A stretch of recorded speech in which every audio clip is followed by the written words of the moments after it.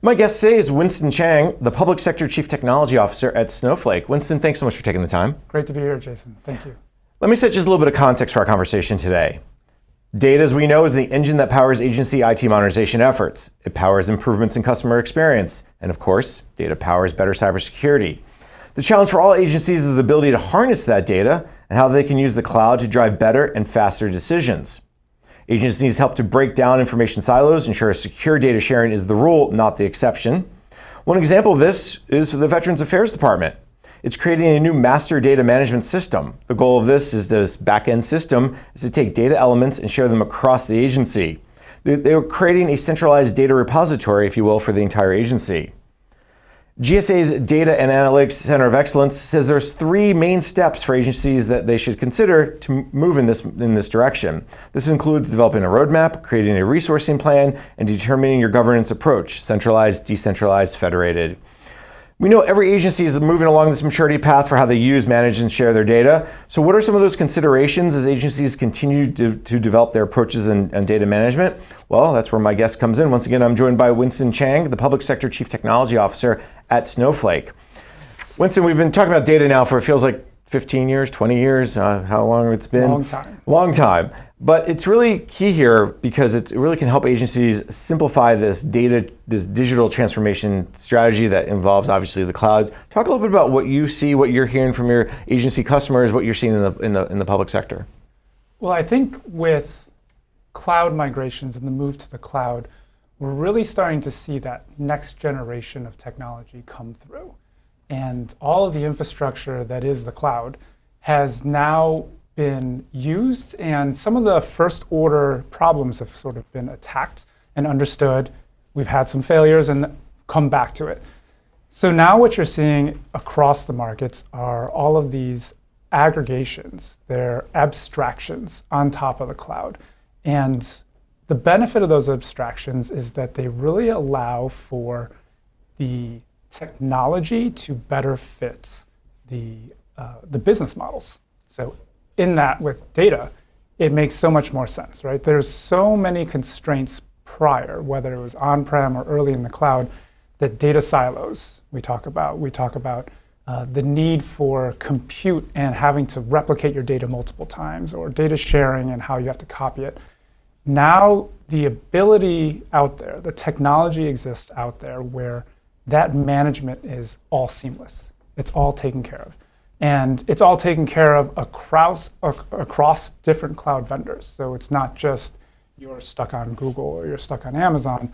Now you can move kind of freely throughout it. And that brings a whole different effect, right? It essentially can bring a network effect to how data is utilized, both as an enterprise, an individual company or agency in our case, all the way to globally how we look at data. I want to go back to something you said. You mentioned that first order challenges, problems are better understood. Now we're about aggregation and abstraction. What do you mean by that? If I hear those words, I'm thinking aggregation of data. I'm thinking aggregation of systems or abstraction of what? Maybe right. fill in some of those holes. At the high level, what we're seeing as a need out there right now, and this is cross agencies and in commercial. And it's funny because the data problem is very similar to the data problem in the commercial sector, even though the application downstream are very different. But the idea is that we want to abstract our data layer and we want to abstract our application layer. And that allows for a lot of simplicity in the way that the data and the applications are tied to what the business needs, right? You got to remember that technology is ultimately a function of supporting the business and supporting the business mission. The closer aligned we can do that, the better, right? A great example of something that's been very hot recently is the low-code, no-code. It has been huge, and it's because it allows an abstraction of having to do full-stack development where you really can just align to your business and think about your business and not worry about the other stuff. Similarly here, when we deal with data, which is sort of our bailiwick, The abstraction allows, the architecture, the data management, the governance, all of those things to be closer aligned to how the business needs to operate, with less concern about the technical, are you running on a Windows server, or are you running on Red Hat, or do you have this many servers that you're trying to launch this compute because you have too many people hitting your data? All those things are no longer a concern because of the abstraction. That's really helpful, and I appreciate the example of the low-code, no-code. I think people are starting to understand what that means. Like, I can just do the piece I need to do instead of the entire code base. And then when you bring it down to the governance, because I think that's one thing that agencies definitely struggle with, is how do I manage all this data? There's so much comes in. Is that an area that when you talk to customers that's the biggest area of challenge, or is there, what are you seeing? Certainly there's a couple of challenges. I would couch it as... There's plenty of challenges. But the management, certainly, Yep. right? The first part of that management is data silos. Like, it's so difficult to get all the data you need in the right place at the right time and then make it usable. But we're even just starting to tackle like the first piece, right? We can come back to thinking as to why are data silos created? And they have to deal with the fact that we are attacking one business problem at a time, and then we have to build a vertical stack in order to solve that.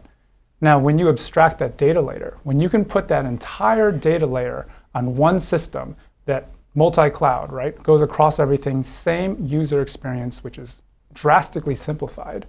Now, all of a sudden, the whole way you think about architecting and solving problems as a business completely changes.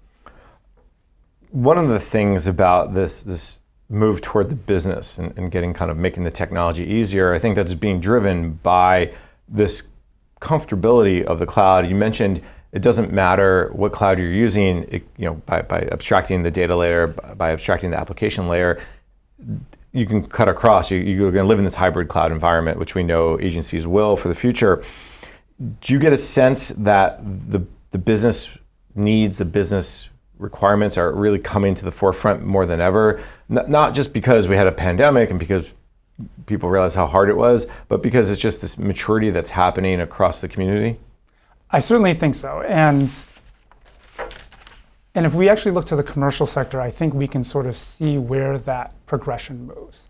So where we are mostly in public sector is we're beginning to break down those barriers to bringing all the data into one place. And then that means now we have access, we can put true governance across all data versus kind of governance piecemeal, and we can understand what we're actually looking at holistically and manage that properly. The second piece of that is then utilization. And the utilization is the compute piece. Now, we've already kind of dealt with that just because public sector is actually on the third version of that, which we'll get to. But the compute now is all of a sudden those second order problems, now that they're solved, your business opportunities are now wide open. So it's no longer we can't do that because of this technical constraint or this process constraint. Now it's we can do everything. What is our imagination open to? Then now the third piece is monetizing the data. And there's a question mark on that with how that will work out in public sector. I certainly see demand from a number of agencies who want to look into how to do that, both as just a public service, but also not just the data they're monetizing, but all the algorithms that they've built around the data that should be out there for the public. They want to figure out how do they put it out there and how can they do it in the most cost-effective way. You use the term monetizing. Let me take a half a step back, because I think when people hear that, they're going to think, well, government can't make money. So you're not meaning it in the idea of how do I make a profit, but it's the idea of how to take that data that you've just been working hard to manage, to put governance around, to clean it up, to make it, if you will, even a single source of truth, and how to open it up so others can use it for benefits of society. I think that's a loose term of monetizing. And there are different opportunities. Probably don't need to dig too deep into this, but a great example of monetization is USPTO, right? Like, they charge fees for having to process applications, just the nature of their work, but they are a revenue generation center. Similarly, when most agencies look at the value of their data to the public, and no one's questioning the fact that government data is the public's data. I'm going to be very straight about that. but it's the services that they can put around it, and then they can alleviate a lot of their costs. So I agree with you. It's not like profitability in the commercial market. But there's a huge cost to this data every day. We know that agencies are overwhelmed by how much data they're bringing in, and then when you add, again, kind of swerving off topic a little bit, they add all these connected devices, the IoT devices, and OT, IT. We could go on forever down to that path, I'm sure.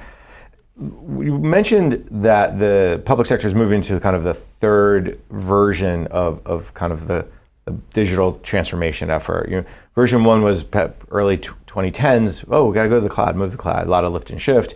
Probably, what would you characterize as the second, and why are we going into the third?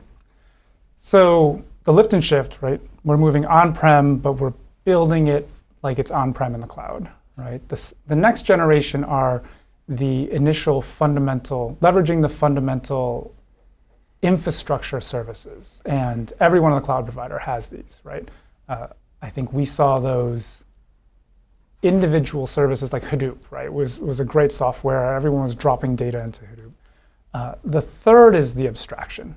That's kind of where I was taking it with the abstraction, is people have realized, just like any software as a service taking over, well, frankly, all of like Silicon Valley, is that so much of this can be automated, and it can be automated and then automated at scale.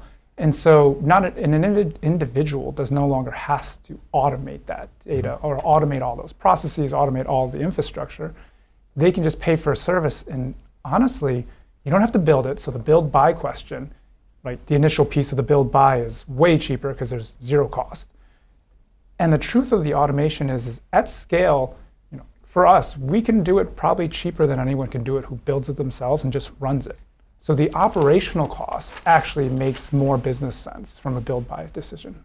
And the key piece to this, of course, also is APIs, this idea of you can build this abstraction, you can separate the data layer and the application layer, but you still need that integration to happen.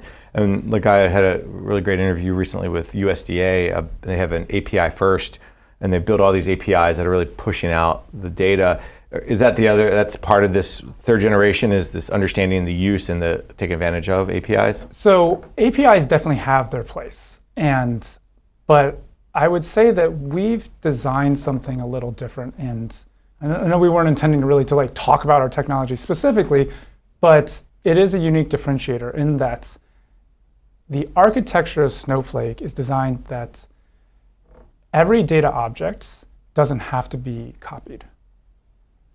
With an API, you're still pulling data. Like to some extent, unless you're just full real like time streaming like the API, you're making copies of it. You're pulling it into another database. You're spinning up a data mart with the data that you pulled from this API and that API to combine it.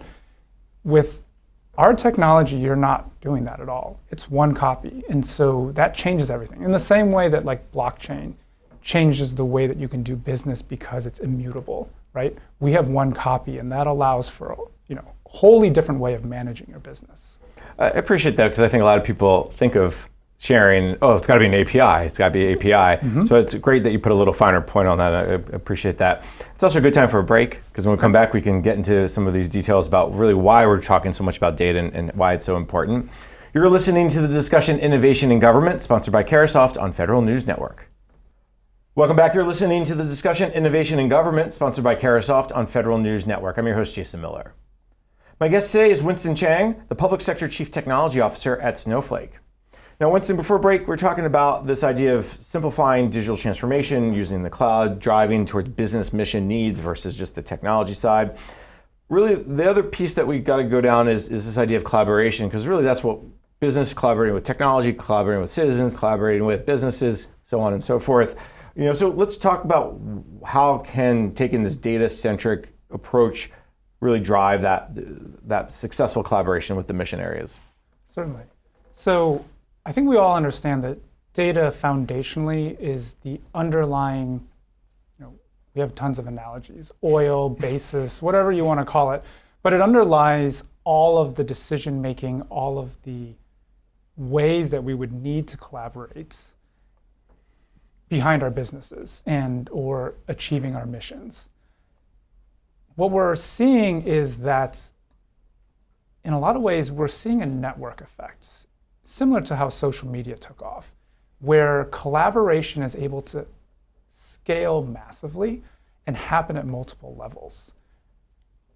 And the technology is there today where that scale can happen and those levels can be differentiated, almost self-defined by whatever agency they want it to be, right? So I'll give you an example. If we talk about manufacturing, you'll see a gigantic, we have these commercial customers, they're manufacturing something. They are obviously, first level is just taking all the data, sharing it among their own programs, every one of their groups, all of those types of things.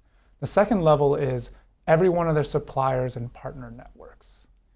And so that can be huge, right? I mean, some of these companies are gigantic and their partner networks have huge supply chains. The third is the open source data that's just available from all these different agencies. So now if you're manufacturing and you're worried about a supply chain issue, you can connect that issue not just to your partners, but to weather or to the price index volatility of a specific gold or something that's being traded.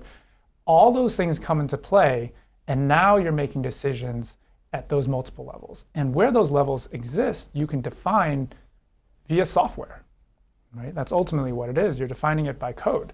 So, this can work for DoD, this can work for Department of Commerce, this could work for any agency and department within the federal government, and they can have those fine-grained, fine-tuned definitions which allow for the collaboration to be optimized. It seems a bit overwhelming, just to be honest. I mean, if you think about all these levels of data, all these levels, where are agencies, as you talk to them about, are they still in that sharing among themselves? That's the hard one, and then we can start looking at sharing among other agencies. And I'll give you a perfect example. I just heard a little bit of news about Bureau of Fiscal Service finally got approval from Congress to share data with SSA and get data from the master death file. Like something we're all like, why haven't this been done years ago? But it seems like they're just entering that phase 2 piece. So there are 3 basic constraints that we're dealing with, right? One is the fundamental technology, the sharing of the data.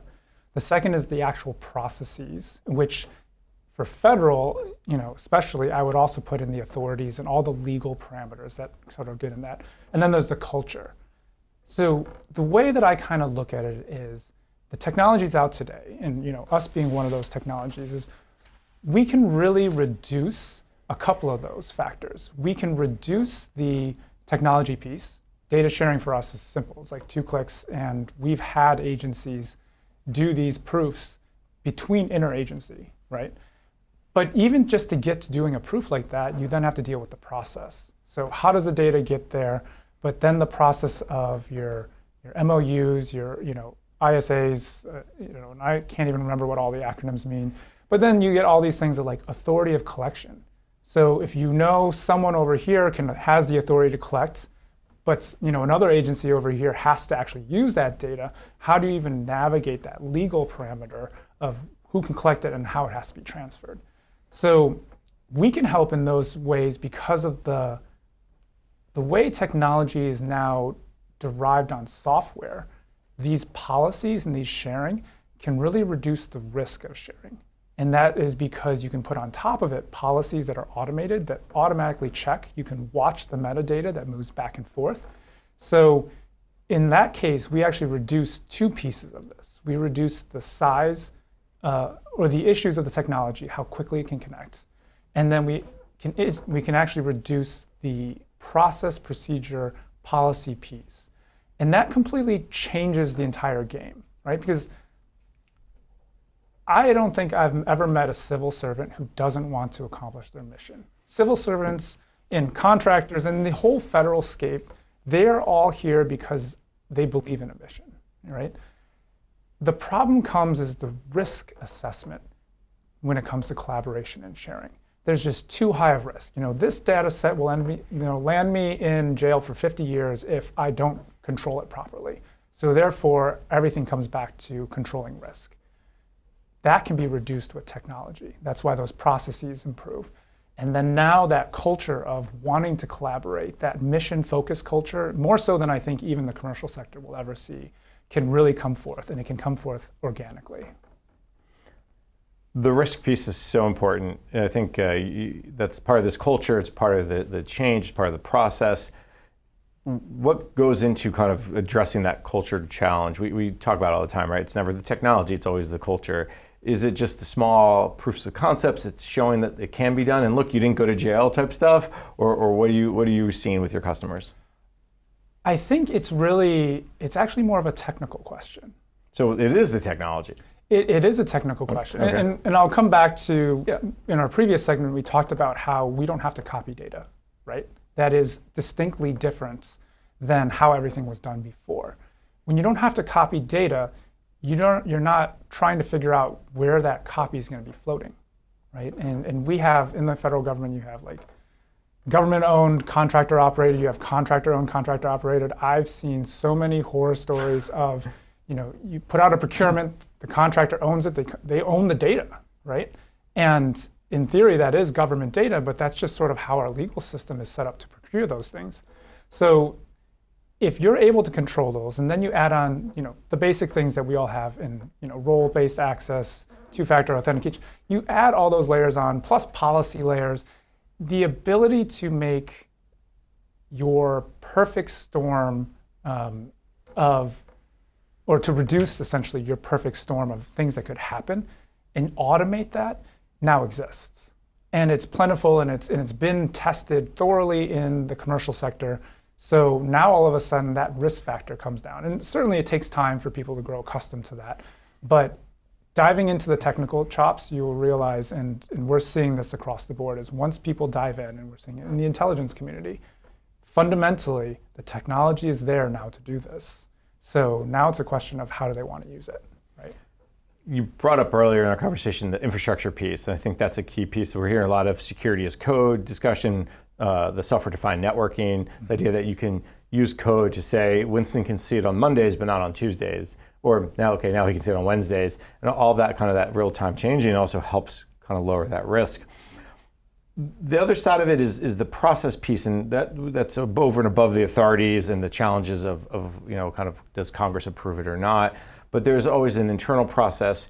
Is that the other thing that agencies are starting to talk a lot about is, okay, how can we improve our processes to make collaboration, data sharing safe and secure and easier? Yes, very much so. And I will tell you that, I'm here for Snowflake. Snowflake itself does not do that specifically. What we ended up finding was that a lot of the technology companies who build on our platform, which basically says they build an interface and then they use all the tools that our platform provides, they're actually solving those problems. And we're hearing the demand, and we don't even have to go and do it. We just point them to all these great vendors, and we're just like, hey, just use one of these guys. They're wonderful. And a lot of those groups are coming out of the IC. They're coming out of high security environments because they understand that problem so well. And I think that's, the IC has always been so far ahead of a lot of agencies, post 9/11, the connecting the dots, the sharing. But it seems like the civilian sector is starting to catch up a bit and understand the value, not just of sharing internally, but across agencies. You saw that with the pandemic and the fraud that happened during the pandemic. And all of a sudden there's this recognition of, okay, we can be better. Is that the future? Is that not just fraud, but this idea of more agencies are working together to solve a bigger problem in society? Is that what you're starting to see through the use of better data and collaborative data? I do. I think in a really big picture, the federal government is, as a whole, is looking at the commercial sector and realizing the commercial sector in some ways is outpacing it in innovation. And they want to bring that innovation in. But I also think there's just a general better culture today of saying, hey, look at this other agency, what are they doing? How can we learn from them? There's a collaboration in culture that's occurring. And that's why, in some cases, like you were pointing out, FedCiv has made incredible bounds above and beyond like the DoD IC, because DoD IC is actually very restricted from a legal standpoint. And so you're seeing this back and forth trade-off. I think a great example is DevSecOps, right? That really took hold in the agile and design thinking, really took hold in FedCiv before it really took hold in a lot of the DoD components. And now in DoD, there's only like 102 software factories, I think. It's only a few. We need a couple hundred more. A couple hundred more. Not that many. We don't want to make our friends from DoD too mad. Kind couple of things before, as we start to run out of time on our discussion today. We've talked about ability to collaborate, data-driven, talked about the culture, we've talked about the process. Are there other challenges that come to mind that agencies still have to cross? Is it just getting comfortable, again, going back to the culture piece, or what else are you seeing as you talk to your agency customers? So one of the things that I advise across the board is rethinking the top-down look, right? We tend to think of architecture design very much top-down. Some architect puts it together, an enterprise architect who holds that title. The technology exists now where we can organically grow what needs to be done. And you probably heard some of the buzzwords like data mesh and those types of things. Those architectures can be incentivized. And I think when it comes down to collaboration, once you remove the risk factors, once you remove the technology constraints, what you can do is you can set up the economic incentives for collaboration and then just watch the community grow, and you'll see an ecosystem develop naturally and organically in a way that will be healthy and robust, more so than any person could actually design from the start. Winston, we're almost out of time. I've very much enjoyed our conversation today, and I've learned a lot. What's the one message you want to make sure our audience, make sure they walk away with from our conversation? I definitely think there is a level up in technology, and what it brings to the federal government from a business standpoint is, one, efficiency. Two is that abstraction, the ability to really, tie directly to the mission itself. And the third is the collaboration piece, which we talked about. And so I would just say, be aware of those fundamental shifts in how you achieve your mission, because if you design it correctly, if you implement them correctly, if you absorb those correctly, it's going to change the game. And I think we've already started to see some of that. Agencies are really doing a much better job with understanding where their data is and how to use it to drive decisions. Still a long way to go, but it's like a GAO report. Progress made, more progress needed. Yeah. We are out of time for today, so let me thank my guest. Winston Chang is the Public Sector Chief Technology Officer at Snowflake. Winston, thank you so much for taking the time. Thank you, Jason. I'm Jason Miller, and you've been listening to the discussion Innovation in Government, sponsored by Carahsoft on Federal News Network. For more on this discussion, visit federalnewsnetwork.com and search innovation.